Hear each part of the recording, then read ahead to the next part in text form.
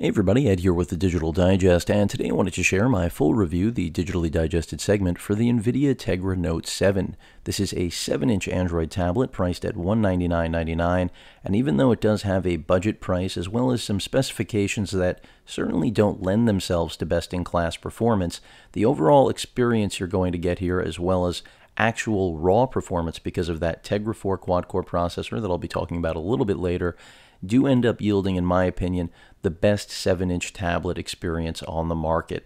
And that does include the Nexus 7 2013, which I did compare this to in the past. And that's because if you are after what Nvidia is putting forward here in this product, it will clearly ring true as simply unmatched across the entire industry. So let's talk about specifications, since I just gave it a tremendous amount of praise, because I think at least for a majority of power-hungry users, this tablet defeats the Nexus 7 on many different levels. And let's start off with that processor. That Tegra 4 quad-core chip that is driving this entire Android experience, which is almost entirely stock. I want to point that out. Keep in mind, Nvidia, a long-term partner with Google. They were in the first Android blessed tablet directly from Google, the Motorola Xoom with the Tegra 2. The Tegra 3 powered all of the Nexus 7 2012s, which were arguably the most important tablet in Android history, at least, and also in the overall industry, because it did, in my opinion, change expectations for price-performance ratios. And that's what this tablet just blows the lid right off of, because in the process of the development maturity of the Nexus platform, Google decided to shift directions, and even though they've maintained that ASUS is their partner, they opted for a different processor. So they moved away from Nvidia. You could argue that has something to do with Nvidia's relationship with Microsoft. I'm not going to get into those politics. And in the Nexus 7 2013, we got a tablet that was driven by a Qualcomm processor. Granted, still a very solid processor. It's an S4 Pro that's truly an underclocked S600.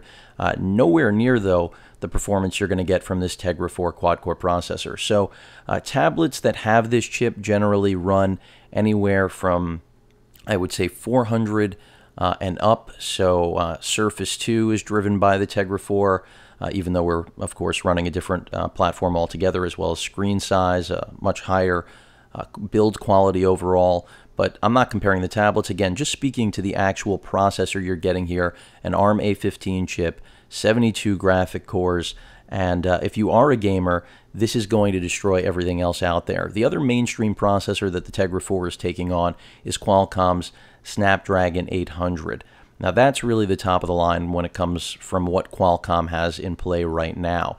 And that 800 and this Tegra 4 are basically best in class. Of course, Samsung's own Exynos 5 hangs in there too, the one that's in the Galaxy Note 10.1.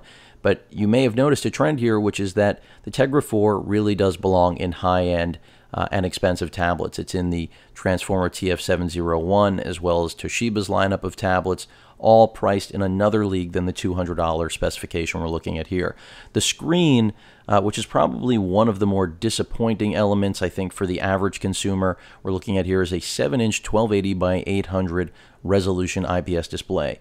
In terms of brightness, you can see right now, cranked all the way up. The good news is that when you do have it cranked up, I really think that it's beyond competent. In other words, I don't feel like I am suffering or missing out on the experience that I have with that that 1200p resolution display that you get with something like, again, that Nexus 7 2013, which through the course of this review I'm going to constantly be coming back to, because, again, those are really, this and the Nexus 7 2013, two of the best tablets ever made for any class of screen real estate, just because of what they comprise at their price points. And they are game changers. They shake up the industry. They force manufacturers to do more than just the status quo.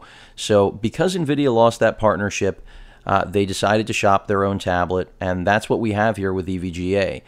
Great processor, as I've made very clear, complemented by a gig of RAM, which, even though it's not the 2 gigs found in the Nexus 7 2013 or basically any other tablet around, I won't say this price, but in the current generation that's running Jelly Bean. This is 4.22 out of the box, by the way. 4.3 was promised towards the end of this month being December, but it doesn't look like we're getting it unless they surprise us with a Christmas update or something to that effect, which I won't rule out. Because Nvidia is very good about updates, and that's another big benefit. Even though this isn't a Nexus device, you're getting as close to it as possible. And Nvidia knows that that's a winning combo. That's part of the reason that it's here in the form of a very stock-oriented ROM, very little bloatware, and just far more computing prowess in the mobile sector than any other tablet in its class, and arguably some that are, as I keep mentioning, outside of its screen size. But that 1 gig of RAM really won't inhibit anything because of the resolution that the processor is dealing with in large part. If this had to drive something like a 1080p, 1200p, or 2560 by 1440 or 1600 resolution display, you'd be in another ballpark of in terms of RAM, dedicated RAM required to make things smooth. So that's something it's not competing with. The fact that it's stock also is a great benefit. Even though you won't have Nexus over-the-air updates from Google, as I mentioned, Nvidia very aggressive with the Shield. Granted, the Shield is a different type of device, more of a top-tier device for Nvidia. I'll get to how this is different from the Shield, even though it is an attractive, less expensive option to getting a very similar experience. In terms of balance of specifications, front-facing stereo speakers, best in class, much like the Shield, some of the loudest speakers that I've heard on any device that's mobile, at least, ever manufactured. I want to point out one thing on design.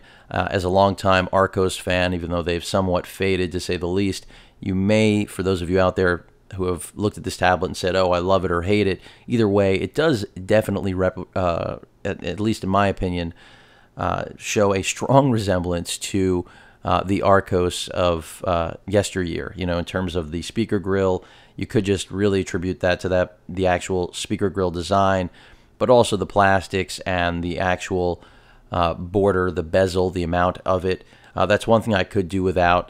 It's an early critique. I feel like we could have lost some of this bezel, gotten the speakers a little bit closer, because the speakers really don't get blocked when you're holding it. It doesn't impede use, for those of you wondering, but the speakers are incredibly loud and really best that I've ever seen on almost any tablet, let alone something in this form factor. It'll blow away most 10-inch tablets, if you're curious. And that again speaks to Nvidia's focus on performance. Bluetooth 4.0, in terms of controller compatibility, which is of course what Nvidia thinks you're going to want to do with this tablet, it's great. You know, you're going to easily be able to wirelessly, through Bluetooth, hook up a controller of choice and game using this as a console, using the micro HDMI output to your monitor, or using Miracast to stream wirelessly. It's really your option. It is only a single band Wi-Fi ABG&N solution in here, so you don't have one of the best wireless radios. That's one of the corners cut, besides the screen resolution. Also, the front-facing camera located here in the left corner, one of the worst I've ever seen on any tablet. So don't anticipate great things from that. And these are some of those things that they just felt weren't going to really matter to the user they were trying to appeal to, in my opinion. And I understand that. I'm not making excuses for these shortcomings. It's more of just common sense, logical appraisals of what Nvidia is after. And I think that, at least in my experience, this tablet is designed for users who want to do exactly what I just mentioned. Beyond just having one of the most powerful devices on the market, especially at its price point, definitely the most powerful, you're getting something that can turn into a portable console very easily, and someone who's hooking this up to a TV isn't going to care that the screen resolution isn't in the current pixel race generation that we have had for a couple years since Apple started the whole Retina fad, which still everyday users say to me, is it Retina? And I have to remind them that Retina still is scaled to 1080p. So sad things that the misinformation still circulates. So the fact about this screen is, would I like to see the Nexus 7 resolution? Sure, but this is above and beyond what I would expect, especially looking a few years back, to be able to get this type of power and quality in this package. Beyond the processor, RAM, the Bluetooth, the Wi-Fi, which single band, I could have asked for dual band. You do get that in the Nexus 7 2013, but it isn't a game breaker because it's been solid. I haven't had Wi-Fi connections. You can see right now, really solid on the router. I'm nowhere near it. Granted, we're only on 2.4 gigahertz, no 5 gigahertz range. Would have loved it. It's not there. It still doesn't limit functionality. You'll see that through the course of this review, or at least it should be demonstrated. Other things I want to point out, micro SD card slot for storage expansion beyond the 16 gigs of internal storage that are on board. And that, of course, is critical, something you're not going to get with a Nexus device. There are workarounds for it, but here we've got it out of the box. Micro HDMI out, another thing that you just aren't going to get. In terms of physical tour on the hardware, give you a quick one before I go to the real software workout here. Right here you can see one of the two speakers, but this is actually almost like a subwoofer output from the speaker. It's not on both sides, but it really does give a little bit of extra bass. The actual holder right there for the Tegra Note 7 pen, the stylus that I've been using the entire time, which is definitely a game changer element to this, but in my opinion, it's really just, if anything, more of a gimmick, and I'll explain that through the course of the video. It's not taking anything away from the pen, it's just that this tablet is so complete at its price point and the specifications that it brings with that $200 price, that the pen is just an added bonus, and I really don't think it's necessarily material to people necessarily wanting this over something like the Nexus 7. Of course, it does give it a characteristic that makes it all its own and does differentiate itself from the Nexus 7 using it, but I still think this tablet, with or without the stylus, is just an incredible piece of hardware and execution. We've got a 5-megapixel camera right there on the back. This soft touch rubberized or plastic finish with a, well, this is supposed to be grippy. It's not as grippy as something like the Nexus 7 2012, if that's what you're looking for, but it also doesn't leave a lot of fingerprints. You've got this high gloss two-tone polish here that's in between what is more of a matte finished plastic here. So basically, yes, all plastic. Build quality could be better. Keep in mind, there's a reason that, Nvidia went with EVGA. All of these other companies out there making tablets don't really want to introduce something like this that's going to undercut every tablet they're making right now. Samsung, even Asus, why on earth would they want to undercut themselves? And that's why Nvidia had a hard time selling this tablet. Thankfully, EVGA had the gall, the nerve to say, we're going to do it with you. And hopefully this is the beginning of a long relationship where they're going to mature and evolve at a rate faster than what we've seen from previous generations because of just being leaner, better execution. I think Nvidia, that's always been part of the key of their success, and that hopefully will come through here. The Shield was a good start.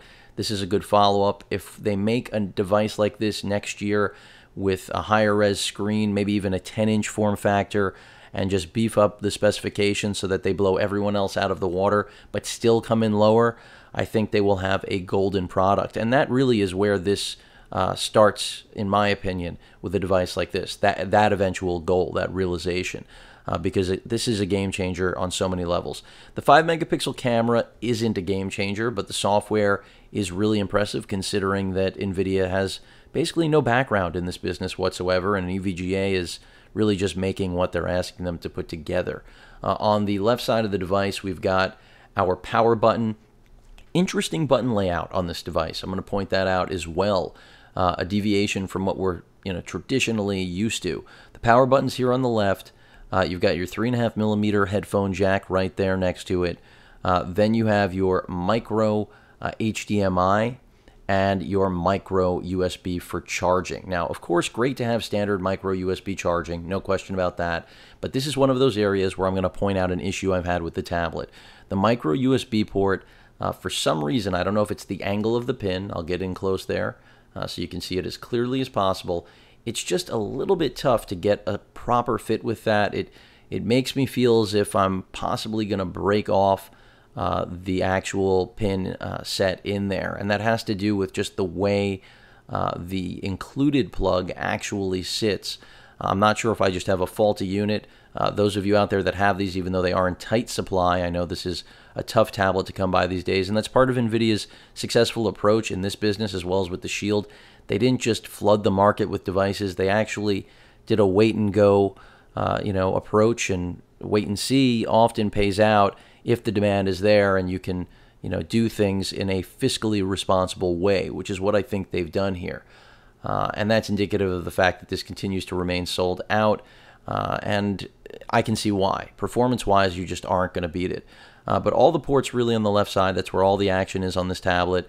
The bottom does have a slot, which you can see right there, which basically that piece comes out and allows you to use an attachable cover, which also isn't priced, at least at an exorbitant mark, in my opinion, $29.99, which, you know, when you compare to the $200 price point, maybe it's a lot, but not a lot for an accessory that really is functional. It's magnetic. It acts as a cover. I don't have it here, so it'll cover the screen as well as give you, I believe, 2 or 3 different kickstand modes, like most tablet manufacturers, you know, one for productivity, one for just standing it up and viewing.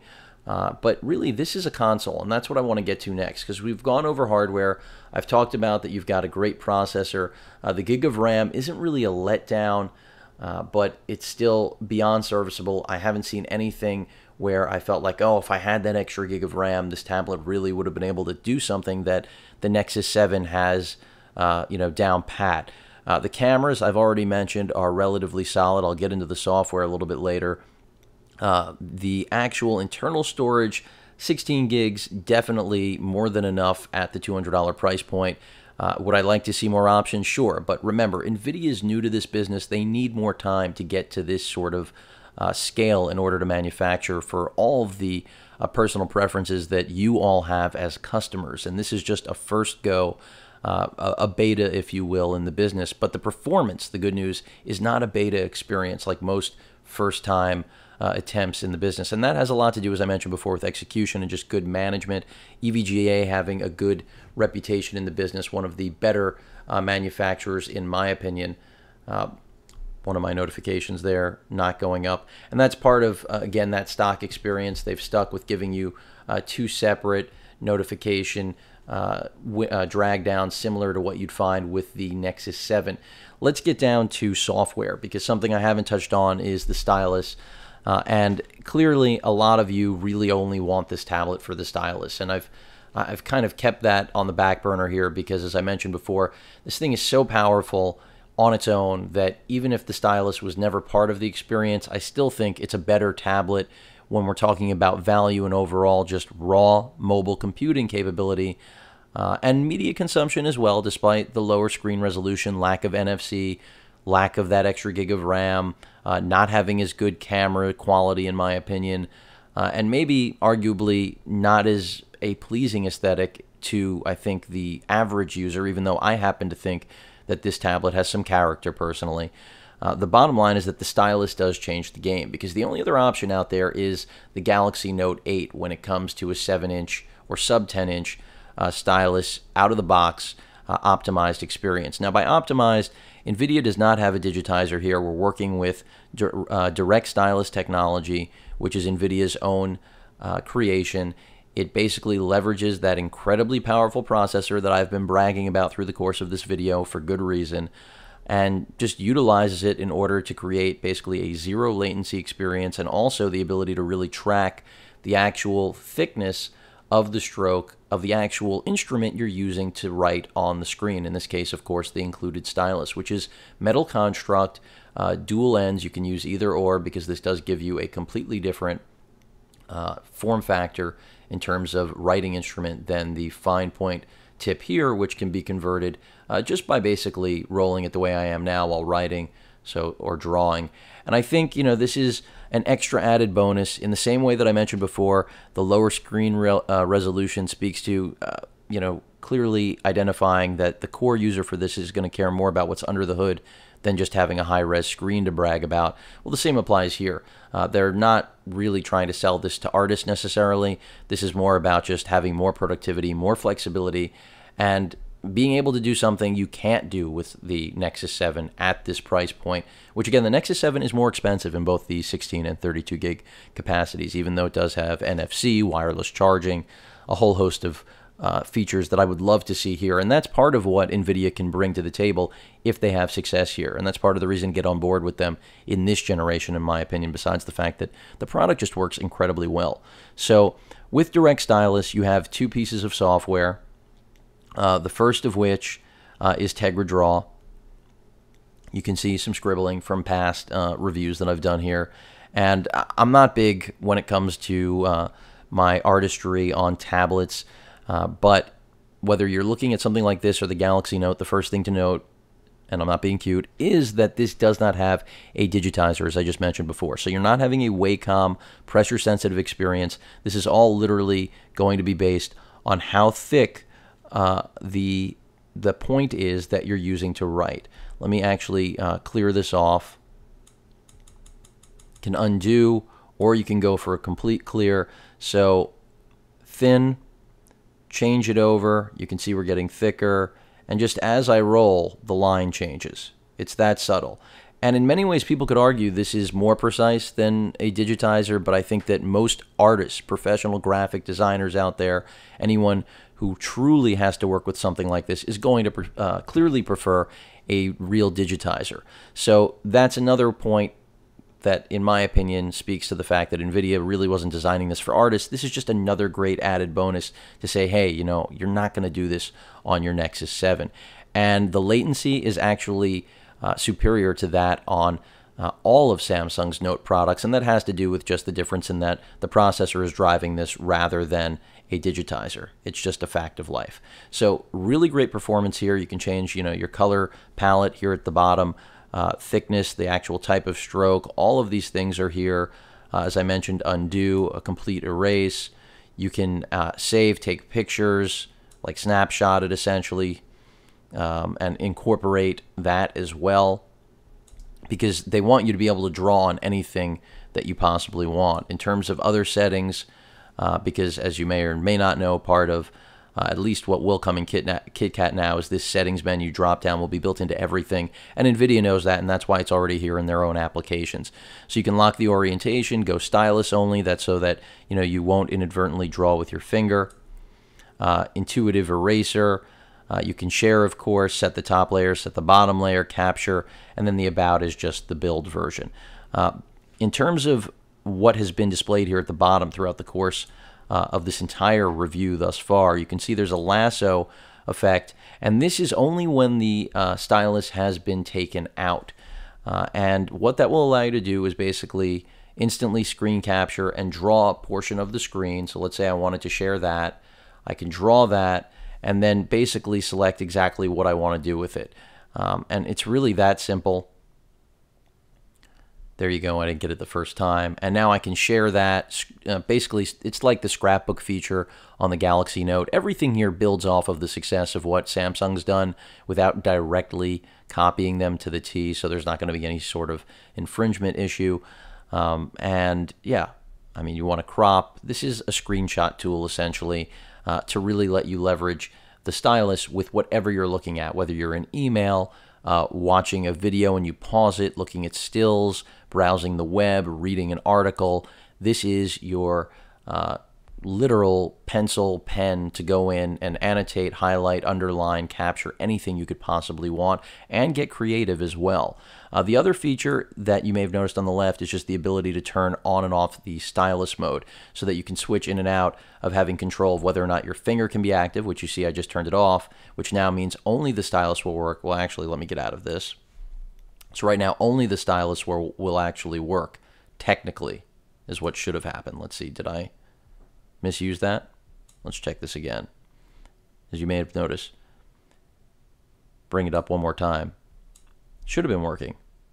Yeah, I mean, basically, it's to enable the ability to switch in between using your finger and only the stylus. A form of palm rejection, essentially, so that when you go to write with this, you don't run into that. The other DirectStylus application that NVIDIA has created for this is the writing application, because rather than trying to be creative, you may just want to actually take notes like most students and most professionals on the go, or even someone who just wants a great way to create a list of whatever it may be. And the note-taking application works really well. Go with the fine point, and you've got a nice fine point to write with that is going to serve you in pretty much any capacity that you could possibly want. And it's natural, and really, if you do want an inexpensive route to, in my opinion, the best stylus experience on any tablet on the market, you're looking at it. And you can see that in the performance. Again, latency is nil, accuracy is solid. The screen resolution does not in any way detriment the experience.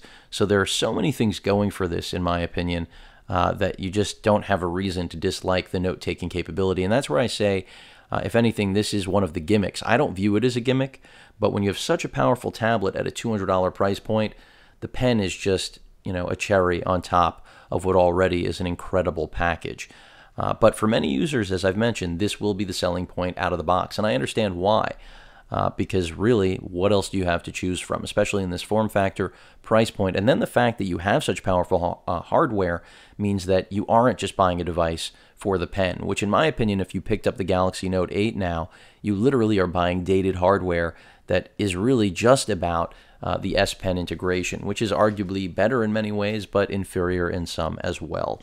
A whole host of different capabilities here.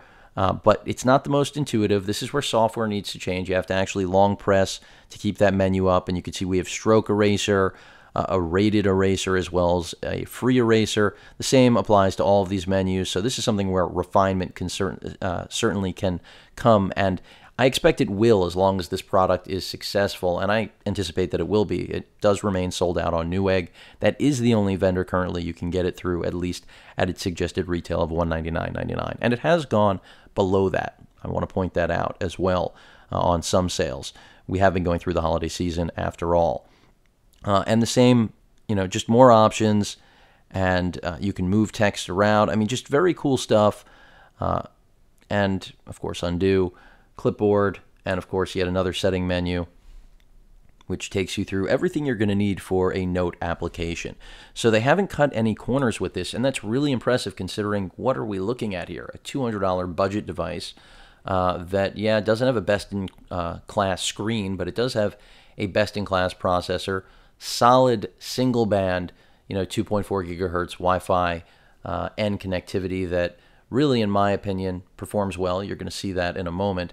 And the fact that you've just seen how well this pen works, I think, speaks volumes to the extra value that the Tegra Note 7 has above and beyond everything that I've described in this package. Again, that front-facing camera is just a disappointment. I expect more from Nvidia because I've given them so much praise about execution, and then they, at least, and on that single component, it was a tremendous letdown. Now, a good thing for me is that I personally don't care very much about that camera, but some of you clearly may, and that's where I continue to point that out because it is a big shortcoming. When it comes to battery life on this tablet, fantastic. You're looking at Nvidia quotes 10, or EVGA, both of them quote 10 hours of HD playback, and that's pretty much spot on. It depends on what you're doing with brightness. Here, I have been cranked all the way up. You can see right now we're at 86. I'm not sure where we were at the beginning, but probably close to 100, and we're 28 minutes in right now to the review. So battery life, in my opinion, is pretty strong, but one of the areas that you have to at least remember with Nvidia is that the entire pitch of the Tegra 4 platform is that battery-saving extra core, the low-powered cores for handling the mundane, the easy tasks where you don't need all that horsepower that the Tegra 4 has. And you can see right here in the settings menu, which is the next piece of the software I'm about to get into before I just go over software in general, we've got a save battery mode. And if I tap that, it brings up basically a processor control. So we can control exactly how we want to utilize the processor in order to maintain and manage battery life, something you don't see with a lot of manufacturers. It is being incorporated more than in the past. This is something that, once upon a time you really had to root your phone and have something installed in order, a kernel basically, to control and overclock. Here, NVIDIA is giving you direct options to it. They're saying you don't need to go ahead and do any of that. We understand where you're coming from. Again, this speaks to the market of user, specifically gamer and bleeding edge power user that still wants to keep things in perspective on budget. Because I know personally, even for me, despite the fact that I review so many tablets, I still can't really justifiably argue for the price points that most tablet manufacturers continue to sell their products at, which is in large part Apple's fault because of the iPad being judged as the standard, and of course it starts at $499.99. So the bar was put at a very high level from the start by Apple, and unfortunately that's still a hump that tablets like this in the Nexus brand try to break. But beyond that, back to the actual battery maintenance here. So you've got a save battery mode, which you can see is only going to max out at 2 cores. It's going to give you a frequency on the clock there of 1.8 gigahertz. That's a limitation, and then 30 frames per second as well. If we go over to the balance mode, you can see we're bumped up to 4 cores. That's why we're getting a balance here now of performance as well as battery saving. No frequency limit, in other words, as per the application, it's going to just go full throttle as much as it possibly can. And then finally, 60 frames per second limitation. And if we go max performance, basically all limitations are lifted altogether, which makes sense because we don't care about battery life in this instance. So I'm going to leave it there for right now. And that's another cool feature. Actually going to jump right back into settings. You can see the balance of the things here, just Wi-Fi, airplane mode, our battery life right there, wireless display resolution. You can select that, and quick controls to that, which is nice to have. And auto rotation lock. Brightness, I can tell you right now, auto has not been something, as I missed it there on the touch, that I've been able to use personally. Some devices like the Moto X fare really well with that. But right now on the angle that I'm at, I can't even see it. I would have to actually look through the viewfinder of my camera to really see this properly. So let me go ahead and bring the brightness back up to a palatable level for the purpose of the review itself. In terms of other things, the software, very much a stock experience, as I mentioned. It looks like a stock experience outside of what you're seeing again, which is only because the stylus is out, but it's good for the review, in my opinion. Makes things relatively seamless, a lot less mispresses here. But you do get a WebKit browser, so Chrome isn't your only option, which some customers I think will appreciate, even though a lot of people do stick with Chrome. I think it's good to have another option, no reason not to. There are pros and cons to it, but you can get rid of it if you really want to, and that's another nice thing. I'm not getting into that right now. Beyond that, basically everything else you expect from a Google device, a Nexus device. I mean, Gmail's here, of course, Google Now built in right there, as you can see. I wasn't trying to actually bring it up, but I'll go ahead and jump back into the app drawer. But email client for your third-party email, whatever that may be. In terms of your translations are there. Some games like Dead Trigger 2 that I demoed already. Maps, local, Google Plus, Google Settings, Nvidia Stylus, DirectStylus I already covered. Google Photos, Google Play, all of their services for music, actual reading, the newsstand, play movies and TV. So everything is here. Your contacts, a clock, of course, the Play Store, settings if you want a shortcut for your home screens, Talk, which, now Hangouts, as well as Tegra Draw, which I've already demoed, the Tegra Zone, which I'm going to be pulling up in a moment, Voice Search, one of the best features of Android for anyone who's already an Android fan. You already know how great the voice search is and how they've pretty much set the bar for everyone else in the industry. Apple, Microsoft, everyone's behind the curve on Google on this one. The Right application already demoed, YouTube, and then Zen Pinball HD. So let me go ahead and open up the Tegra Zone. And this is also going to lead me into how is this similar to the Shield. Well, the Shield is priced at $299.99 originally. Now it's aged a little bit. The price has come down to $249.99. It may even go lower. It's got the same quad-core processor that you've got here. And even though EVGA's name is not on it, I am willing to bet at this point, considering this tablet was manufactured by them, that they may have made it for Nvidia, even though Nvidia's branding is the only that you'll find on the Shield. The Shield has a slightly higher clocked Tegra 4 quad-core chip than this, but otherwise identical in terms of the actual SoC. Also, there you are getting an incredibly more powerful device when it comes to wireless streaming. Here I mentioned single-band Wi-Fi, BGNN. There you're getting dual-band, one of the best chipsets in the market, and that's because the Shield is all about streaming capability. Eventually 4K, hopefully. I don't know if we'll ever see that, but that was part of the promise of pairing the Tegra 4 with that sort of wireless hardware. Also, incredible battery life, and even though the battery life is great here, I haven't seen a device that could actually knock the Shield out. Now, keep in mind, the Shield is not a tablet either. It's really a game controller with most of the innards here, but just superior innards outside of the actual processor. You get 2 gigs of RAM, Same 16 gigs of internal storage, same micro SD card slot for expansion, same micro HDMI out for video out, but also incredible audio, but you do have it in the form of a game controller with a 5-inch touchscreen. Here you're getting a traditional 7-inch tablet, and yes, by the way, the Shield has no cameras. It really is designed to be a portable Android gaming console as well as streaming companion device for high-end gaming PCs.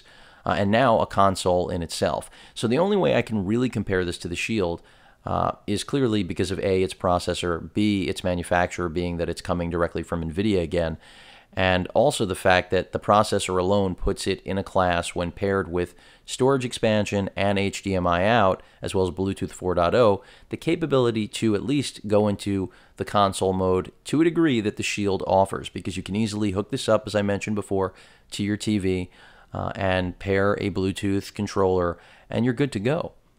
And that's where the Tegra Zone comes in. So this is a store that Nvidia has had out for a long time now, and even though you can install this on just about any device, clearly the idea is to be on a Tegra device because these games are optimized for Tegra chipsets. So Tegra 2, 3, or now of course the 4 THD-enabled games are going to give you graphic enhancements that are optimized and overall just better performance head to toe than what you'll get from some of the best graphic solutions from competitors. And that's done intentionally, obviously, to make you go with Nvidia. This is not a new marketing tactic by any means.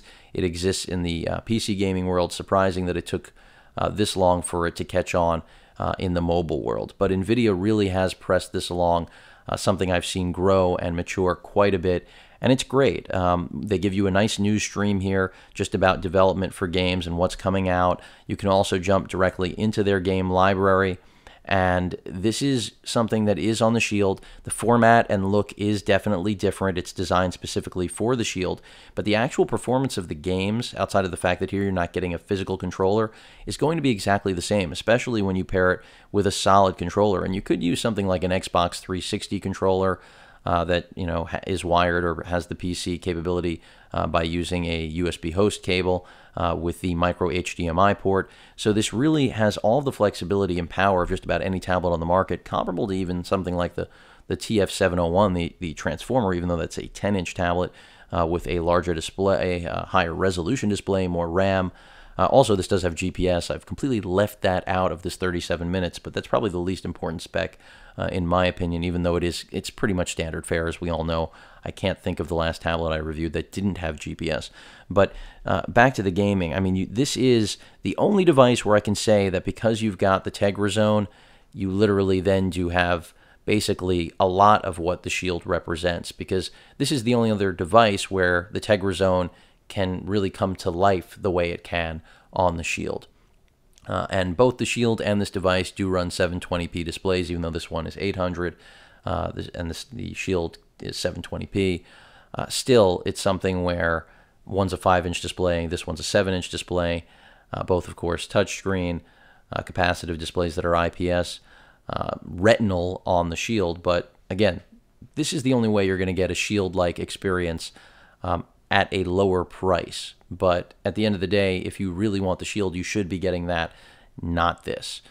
Not a tangent, but something I think a lot of you have really thought about. In fact, myself personally, when this came out, I was kind of saying to myself, why did they even put the Shield out, even though it clearly represents so many more applications and uses, whether you can control a drone with it, with the Parrot drones and extend range, so many different things. You're not going to do that with this. I mean, you can, but it won't do what the Shield can do. It won't be as intuitive as having a controller. But just to bring so much of the hardware and get so close, that already was really compelling at the price point. And then throwing in the stylus, as I keep mentioning, just a great add-on. So you've got all of these games here that are just fantastic additions. And the tablet's great. And when I bring in something like the Nexus 7, the 2013, which is an incredible 7-inch tablet, it just doesn't have that gaming capability, that raw horsepower. It does have better capability, in my opinion, when it comes to things like e-reading because of the higher resolution screen. The speaker quality is loud on that tablet, but nowhere near the output of the Note 7, which I'll be demoing in a moment.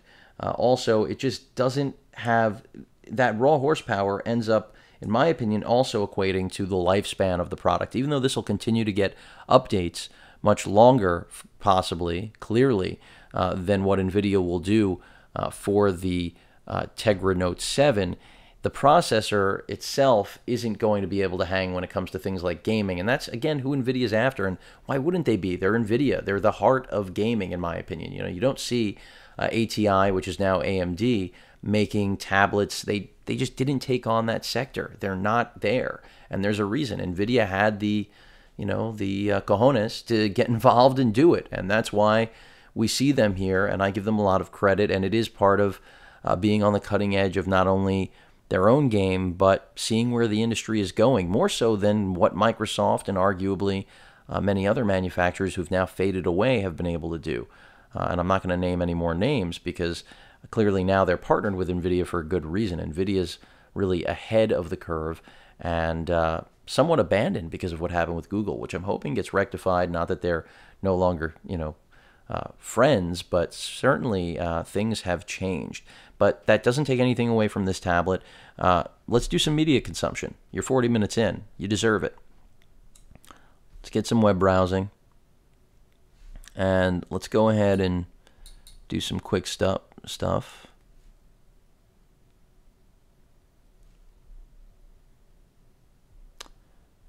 And you can see browsing really fast. I mean, not a stutter here. And this is part of the performance that you will notice with any Tegra 4 experience. At least every Tegra 4 device I've used. The first one was the Shield, by the way.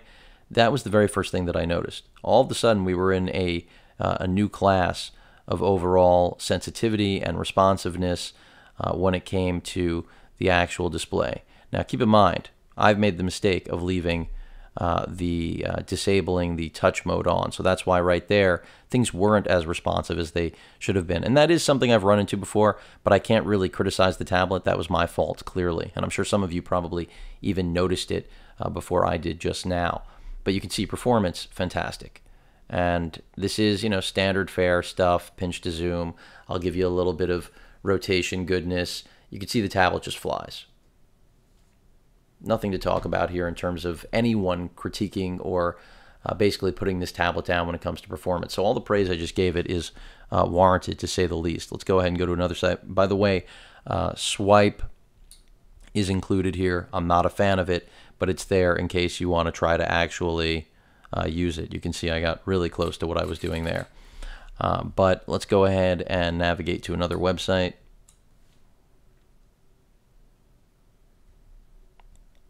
And again, just the performance flies. If you've watched any of my coverage of this tablet, you know this is one of the best tablets ever made, let alone its price point just makes every manufacturer, in my opinion, sweat. Because that's what I'd be doing if I had to compete with this. And that's why, again, they selected EVGA, because any other manufacturer that was already in the tablet business would effectively be hurting themselves by making such an amazing product at this price point. And that's really the takeaway from this entire review, is that you're looking at one of the best values ever. Here's something that we'll say is near and dear to my heart, hoping that my Knicks can have a comeback on this season, and they're certainly at least coming to life more so than they have been. But performance is great. Of course, you may have noticed no flash, but anyone who uses an Android product knows there are very easy workarounds to resolve that, rectify that issue. And as you may have noticed, performance just continues to be great. And speaker quality, I'll demo in a moment also. We'll go to my channel, take a look at a video from this, but yeah. I mean, anyone who picks this up and thinks that it's underperforming the Nexus 7 clearly has not used both devices. That would be my first analysis of a remark of that nature. Let's go ahead and, you know, I'll try using a little bit of voice command. We'll see how well it picks up my voice from here. Granted, you know, the voice recognition deals with accents differently, and family members of mine, friends, everybody gets different results because every voice is different. But overall, still, Google Voice recognition, the commands, and now what I'm seeing with Glass, really very solid. So let's just try this out. The Digital Digest. I got it.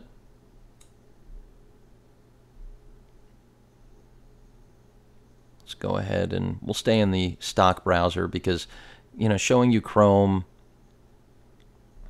it's just something where Chrome is something you can download. It's stock on Nexus. It's not unique to the device. Not that the WebKit is, but still, it's necessary, in my opinion, for this sort of review. Let's go ahead and look at the build quality video that I recently put up on this tablet because that was a big question. Digital Digest, and today I wanted to share a quick update on my experience with the Nvidia Tegra Note 7. Now, this is manufactured by EVGA. You're looking at a Tegra 4 quad-core. Let's check out buffering here. It has great hardware, no question, but the processor alone simply does not come close to what you're getting here. The bugs that just about any device will carry. The tablet. So a little bit of buffering, but this, I think, kind of clearly demonstrates what I was talking about when it comes to the performance of the Wi-Fi, despite the fact that it is in dual band. It can't brag about having AC connectivity. I mean, this is a $200 budget tablet that is just a powerhouse, and so even though Nvidia cut corners, they didn't make cuts that rendered the product defunct, useless, or something that you're going to be frustrated with, which is often what happens in budget experiences. I think we all know when those, you know, no-name manufacturers, a lot of the tablets that come out of China, try to live up to the specification sheet, they cut corners that end up making the tablets useless. Nvidia would not make such a mistake, and EVGA seems to have executed for them perfectly, in my opinion. And just so you know, to get the audio, just so you know exactly how loud it is, I'm going to bring it right up to the microphone. So enjoy staring at the white table there for a second, the background. And here is audio performance blasted. Drops from the Nexus 7 2013, you kind of can basically assume this is the Nexus 7 2013 of Nvidia, at least in terms of their own vision.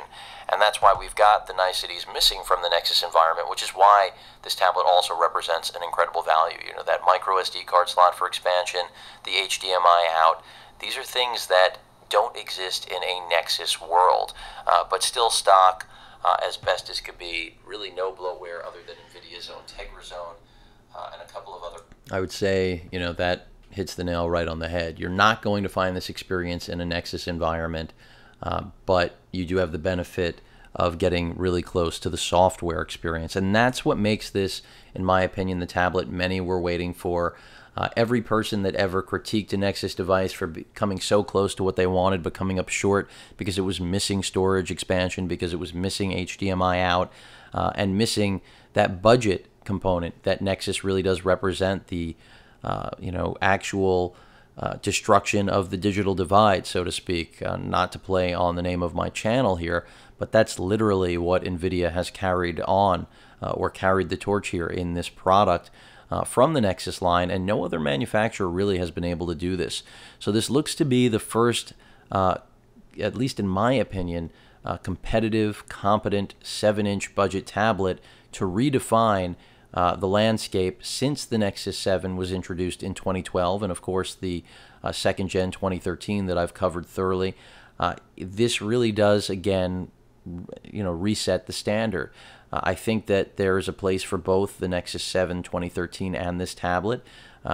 You know, the Nexus 7 2013, more of a one-size-fits-all approach that's going to really please people that are looking for something that's great for media consumption, whether it's e-reading or traditional video content, music playback, pretty much everything you could want, you know.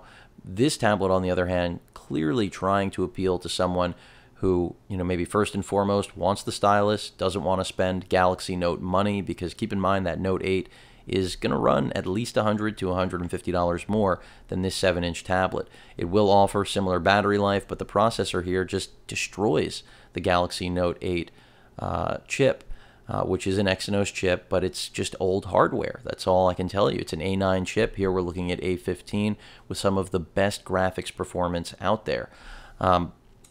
When it comes to, you know, missing things like the wireless charging, as well as NFC, I wish they were here, but I also wish this had better cameras. But those aren't things that I think most people require out of their tablets. And Nvidia really is betting that you want the stylus in gaming performance at that budget price more than anything else that the Nexus 7 could possibly offer.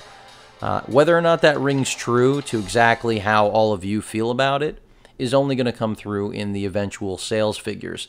And right now, if the fact that it's sold out across the board is an indication of anything, I would say they've hedged their bets correctly. I've demoed this already. It's incredibly loud. I'm going to actually lower it. By the way, the fact that they've put the volume button on the top is actually a nice addition. I'm not sure about the orientation, though, of those buttons. That's where things get odd. I say that because the volume button, as I try to kill zombies and demo this at the same time, which isn't the easiest, hold on. When I touch the volume button to the left, or no, yeah, excuse me, to the left it goes up as I'm getting eaten. To the right it goes up, or excuse me. So basically, not intuitive. You'd expect left volume down, right volume up. It's inverted. I'm not sure why that is, but that is something to point out. But the gameplay here and graphic performance with the IPS display and that 72-core GPU really are just great. And that's what you expect from this. Whether you're using a Tegra 4-based tablet like the TF701 that I've reviewed recently, or this device, any of them, you're expecting something in another league when it comes to graphics. And this thing is, without a question, the best tablet you can buy if graphics is at the top of your list with regard to performance. Jumping out of this, another thing I wanted to talk about, I already took you guys through the entire app drawer and showed how bare it was. Widgets also relatively bare, taking it a little bit tighter there. Not a lot going on here because, again, this is a stock device, really. I would like to have seen the update come out already.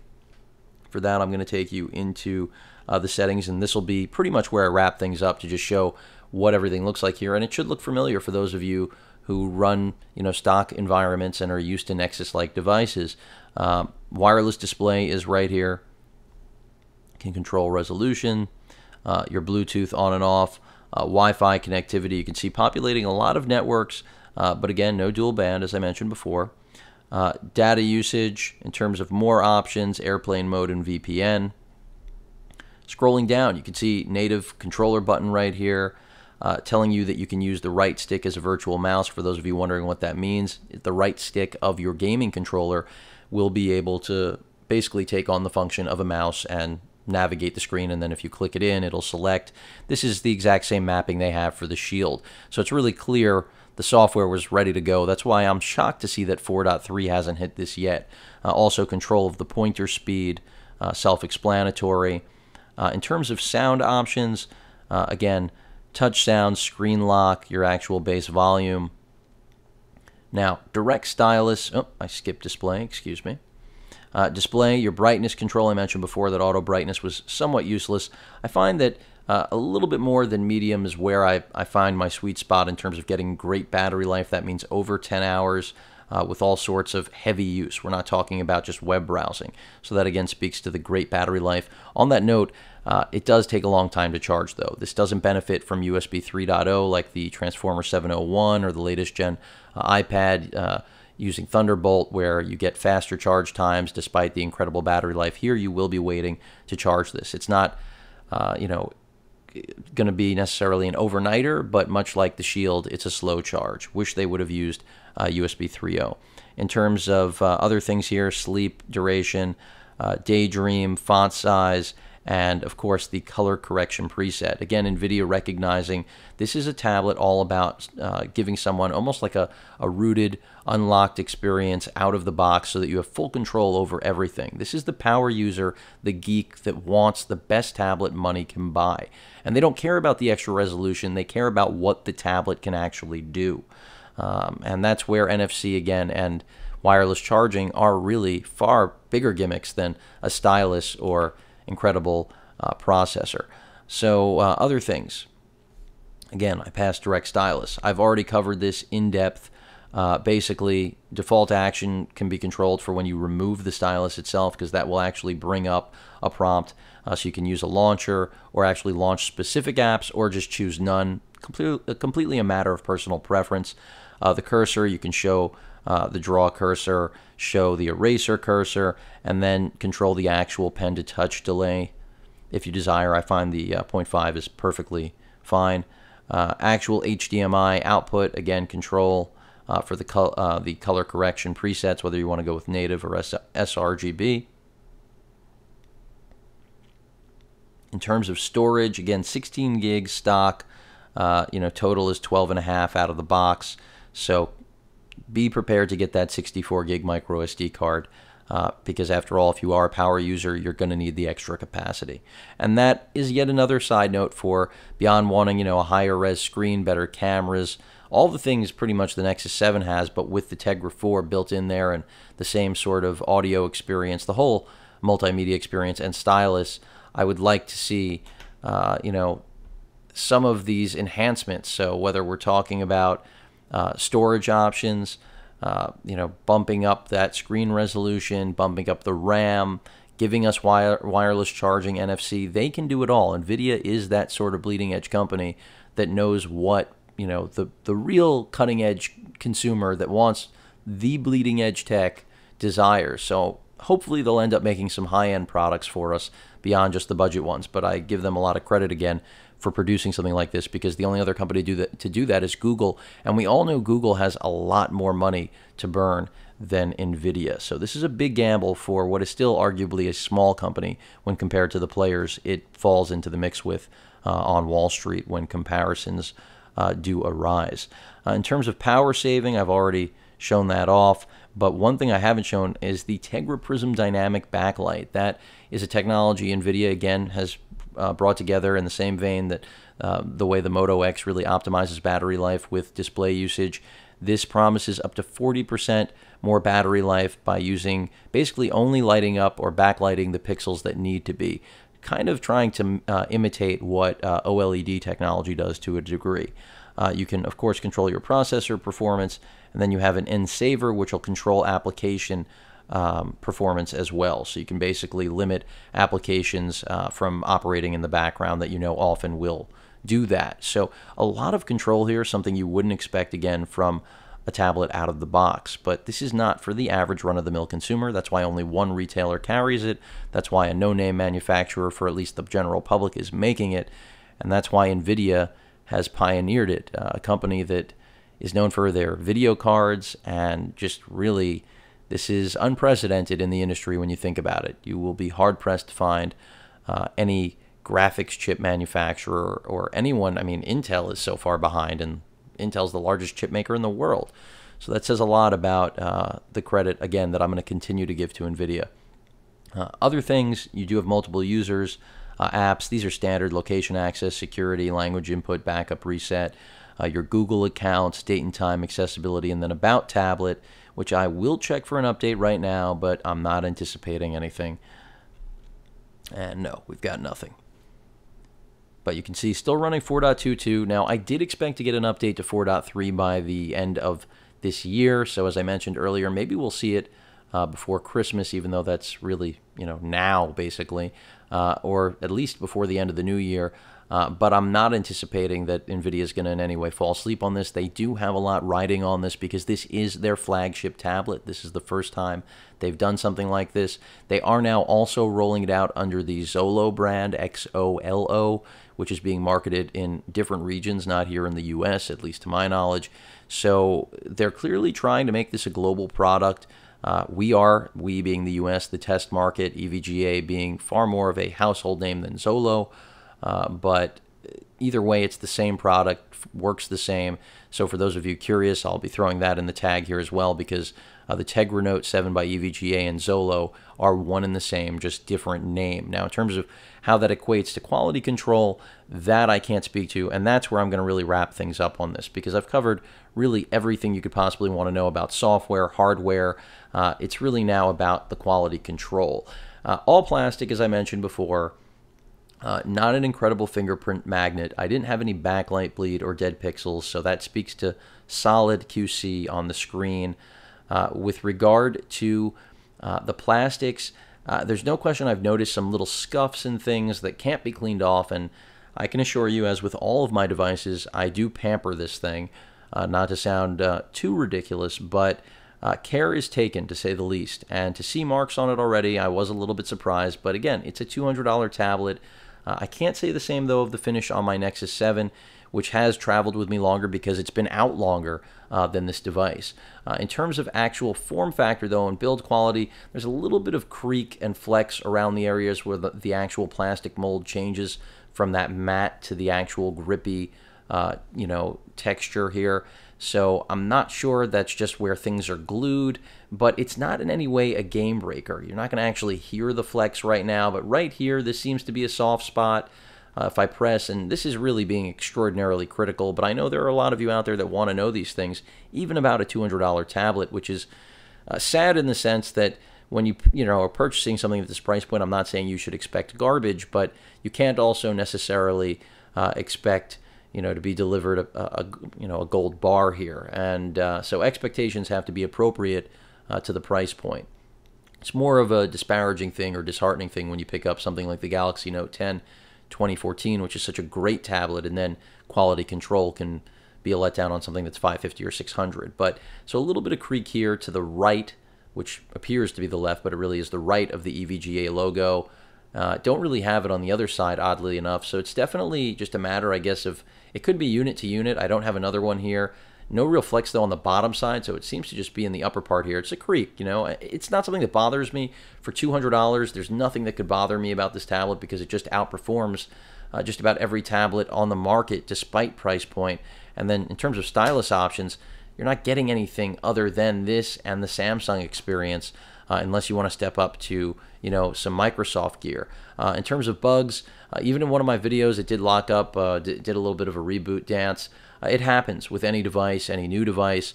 I expect 4.3 will address some bug fixes, but more importantly, overall performance that I saw on the Shield. I mean, just incredible list of additions of features that brought to that device. I expect Nvidia will do quite a bit more with the pen, even though I can't promise that, and I'm not saying I have inside information. I would not be surprised if they actually develop that further, because it does represent a very good offering right now in its first form that we're getting here. I wanted to test out the camera app as well, because I know that's something that will interest some of you. As I mentioned, the front-facing camera is awful, but the rear 5-megapixel camera is serviceable. I've got the Nexus there in the background. Basically, the interface works as follows. This button up here at the right gives you access to all the different modes available, and it's a pretty rich piece of software, considering this is Nvidia's first step into the business. Again, making their own tablet. And all of this does, at least as per Nvidia, again, leverage that raw processing power you're getting. And that is the pitch, if it hasn't been clear throughout the course of this video. So you can touch to focus there, as you can see. And right here, you're going to get an indication of the mode you're in. This is single shot. And you can easily take a picture like that. And then it's right here. And we can review that. And, detail is pretty decent, but things are going to get pixelated very quickly. Again, 5 megapixels, do not expect a lot. But the software, as I was mentioning, look at the number of modes here. I mean, this is more than you would expect from Nvidia. So single shot mode, you've got big button mode. You also have a actual burst mode, not that, you're going to try to do sports photography. You have HDR. Which is actually quite nice on this. You've got your timer, your interval. I mean, these are just things, continuous burst, you wouldn't necessarily find on another tablet. I selected continuous again. Your actual image stabilization control, and panorama. So really a lot to like here, in my opinion, with the camera. And of course, you can reverse it too. I don't think I left anything out there. Let me bring it back up and actually just go into the single shot mode. Everything working really quickly. Yeah, excuse me. Left out some more things here that I want to show off. You also have the ability to bring in things like the rule of thirds. I mean, these are just very cool features you're not going to find for framing on any other tablet. So Nvidia realizing that if you're going to put a camera on there, be serious about the software. I mean, it's legit. I have nothing else to say. As someone who's photography centric, I give them a lot of credit, using the gyroscope there. to accurately determine the horizon. Very cool, and give you proper level on your shots. So really nice little camera app there. I just hope on the next gen that we get an improved camera itself. So really what it comes down to is that the Tegra Note 7 is, in my opinion, the best 7-inch tablet money can buy right now. Arguably one of the best tablets on the market, period, the end, as long as you're willing to live with some of its shortcomings. I've mentioned them through the course of this well over an hour-long review now, one of the longest I've ever shot, but that's because this tablet deserves it. And if you look around the web right now, it just isn't getting the respect that it deserves. I think that's in large part because it's not out there enough. You know, it's only available through Newegg. That certainly is a limitation. But nonetheless, this is, in my opinion, one of the best tablets ever made. Yes, you only have 1 gig of RAM. You only have a 1280 by 800 resolution display. You only have single band Wi-Fi. The cameras are far from best in class, but you do get incredible battery life, incredible processor performance. That gig of RAM is still above and beyond serviceable. This is a multitasking beast. You're not going to hit the wall with this, at least in my experience. I haven't had any issues. Everything that I've tried to do with it, it's been able to do. In addition to that, the Bluetooth 4.0, great. I would have liked to have seen USB 3.0 for charging. That's something that Nvidia can add to the list for next gen, along with NFC and wireless charging. But I could see why those things really wouldn't matter to Nvidia, because they're not trying to give you the Nexus experience. They're just trying to give you the most powerful $200 tablet ever made. And that's where the Note part was smart on their behalf, because they just saw that that was a segment that Samsung was really the only one to tap and do it well. So they figured there's a little bit of market share to probably be bitten off there. So a smart move on their behalf. They've gotten a lot right here. And again, audio quality, some of the loudest speakers I've ever heard on a mobile device, period, the end. So a lot to like here. That battery life, again, also keeps it right in line with all of its competitors. So an amazing tablet, clearly a very strong endorsement from me. If you made it this far, then you know how much I like it. This thing can just rip up everything you throw at it.